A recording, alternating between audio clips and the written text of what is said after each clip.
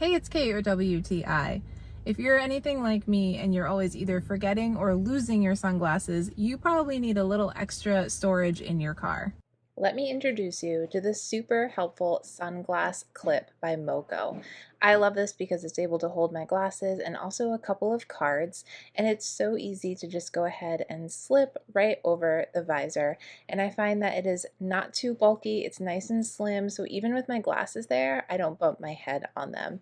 It's perfect because that little magnet really keeps my glasses in place. I don't have to worry about them falling.